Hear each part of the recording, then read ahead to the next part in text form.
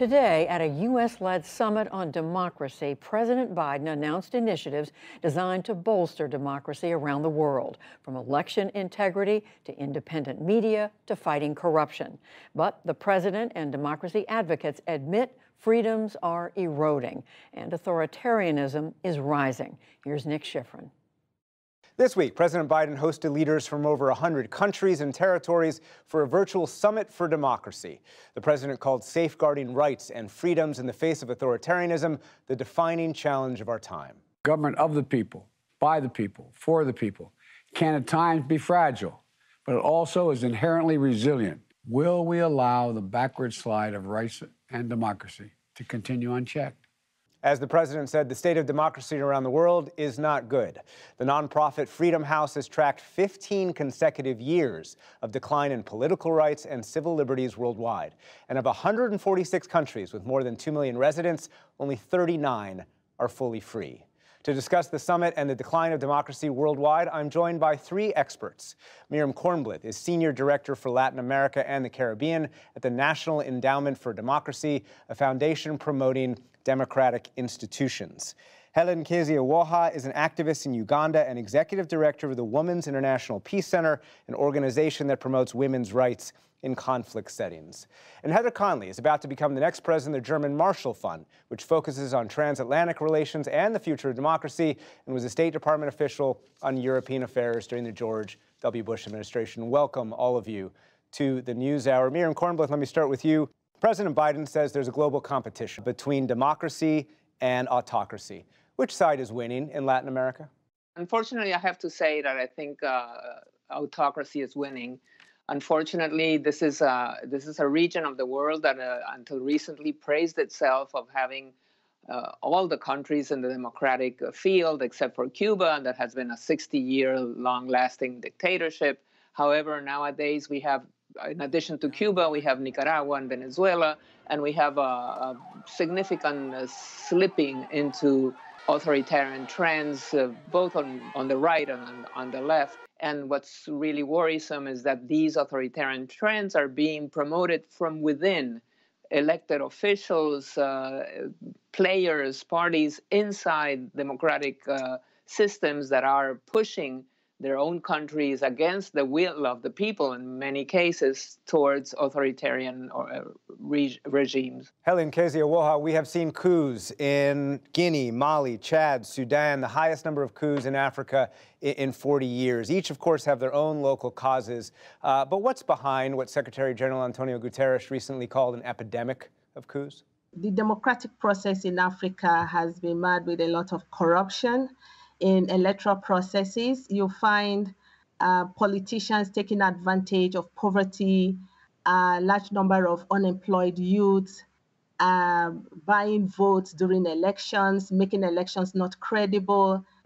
We've also seen increasingly marginalization of minority groups, ethnic groups. We see also increasingly social and economic inequalities that have also led to agitations by people calling for changes in government. Once people are calling for changes, the army takes over. And when they take over, they also use elections itself to manipulate themselves into power, making it even worse for people. Heather Conley, how are leaders in Hungary and Poland especially challenging democracy, weaponizing cultural values, and how are other leaders in Europe, frankly, taking their example? Hungary, under the leadership of Prime Minister Viktor Orban, has really been a leader in establishing an illiberal handbook, so restricting constitutional capabilities for an opposition to be able to express themselves, reduce media freedom, so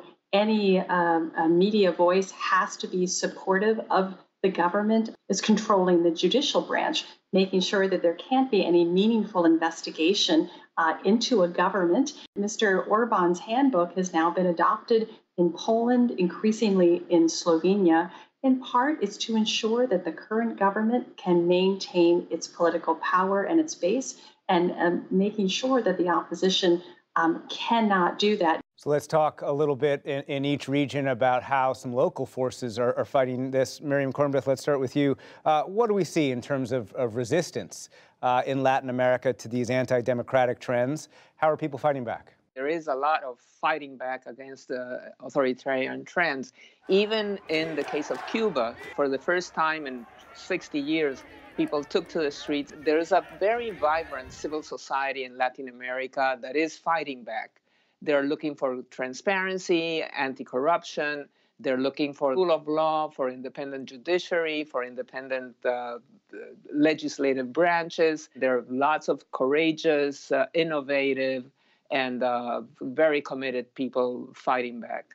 Heli Nkeza-Uwoha, you talked a lot about elections. Why is it important for the world to try and support African election infrastructure? Civil society organizations and other bodies are working very hard to ensure that electoral processes are more transparent, despite the militarized nature of states within Africa.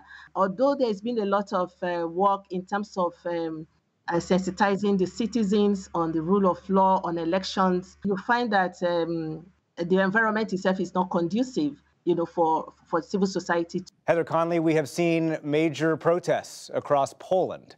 Can something like that make a difference? Absolutely. So you really are seeing a pretty significant social mobilization, but is it enough? You have governments that have all the tools. They control the media, they control the funding sources, and they are able to use their majorities to pass through laws. But I think we're seeing some real improvements. So we see this as well in the European Union, withholding pandemic relief funds from both Poland and Hungary because of the democratic backsliding may in fact have the greatest leverage in addition to strong U.S. engagement. And finally, let's look at the Summit for Democracy itself, and let me come back to you, Heather Conley. The Biden administration has been criticizing for inviting some countries to the summit that they say are sliding back from democracy, Philippines and Egypt, for example. Do you think the Biden administration held this summit in a correct way? My recommendation would be, let's focus on the democratic activists, the freedom fighters that are working very hard within these countries to fight for a different future. Give them the tools, the mechanisms. When you get into the countries and the geopolitics, it starts not making sense exactly. And it wasn't clear from the White House what exactly the criteria was for those that that joined the summit that did not have strong democratic credentials. Others that did have strong democratic credentials were not allowed in. So it was an unnecessary distraction. Heli Nkeza-Uwoha, can a summit for democracy help fortify democracy? I don't know to what extent this conference is going to be able to fortify democracy. We're talking about changing institutions of governance, changing institutions of elections, and we don't have those technical people in the room. Although I believe is a starting point, to begin to discuss how, democracy can be more transparent, more effective. Miriam Cornbluth, the administration says one of its goals is to promote democracy across Latin America. It's also openly discussed how, in the words of Vice President Harris, U.S. democracy is not immune from threats, mentioning January 6th. What's the impact of American democratic flaws on its ability to spread democracy in the region? To those who oppose the U.S. raises their views and arguments saying, well, that is not the kind of democracy that would serves as a model. But on the other hand, I think it opens the opportunity for a more sincere and more direct conversation. Many people, governments in the region resented was this sense of superiority.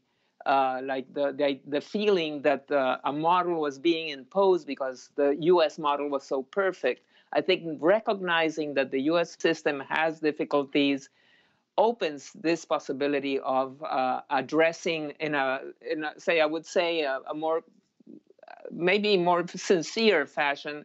Miriam Cornbluth, Heli Nkeza-Uwoha, and Heather Conley, thank you very much. Thank you, Lee.